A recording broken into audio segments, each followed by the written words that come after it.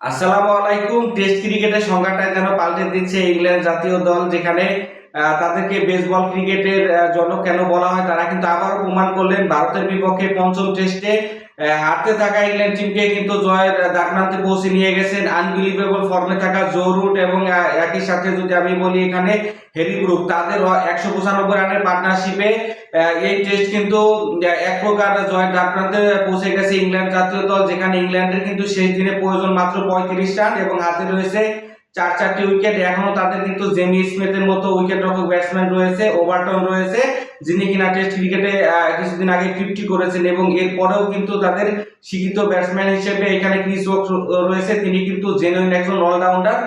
Unbelievable কিছু না হলে কিন্তু এই টেস্টটা ইংল্যান্ড জিততে যাচ্ছে, এটা কিন্তু হলফ করে বলাই যায়। এই জন্য মিরাক্কেলের দিকে তাকিয়ে থাকতে হচ্ছে ভারতীয় বোলারদেরকে, না হলে কিন্তু তাদেরকে আরো একটা সিরিজ হার নিয়ে ইংল্যান্ড থেকে ফিরতে হবে বলে মনে হয় আমার কাছে।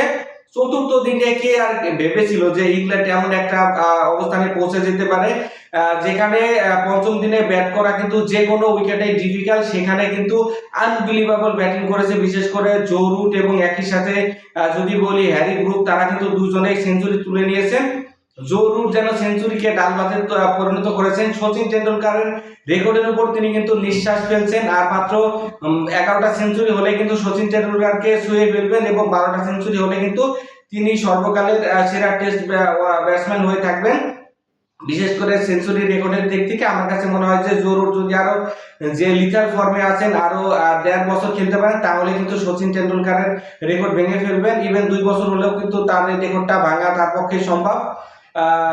হ্যারি ব্রুক কিন্তু যে কাউন্টার অ্যাটাক খেলেছে, আমার কাছে মনে হয় যে অনেকদিন পর একজন ব্যাটসম্যানকে দেখলাম পঞ্চম দিনে এভাবে ফ্লুয়েন্ট খেলতে পারে, মারো অথবা মরো।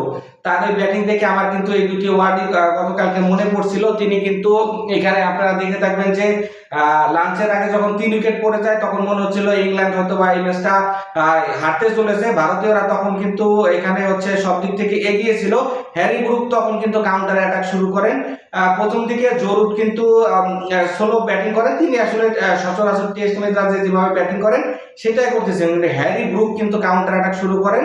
এখানে কিন্তু 14-4 এবং 2-6 কিন্তু 98 বলে 114 রানের আমি বলবো যে ম্যাচ উইনিং নকটা খেলে ফেলেছেন হ্যারি ব্রুক, যেখানে কিন্তু তার স্ট্রাইক রেটটা ছিল 114 কাছাকাছি। টেস্ট ক্রিকেটে পঞ্চম দিনে আসলে ভাবাই যায় না, তার কিন্তু যে রিস্কটা তিনি নিয়েছিলেন সেটা কিন্তু পুরোপুরি কাজে লেগেছে আমার কাছে মনে হয়।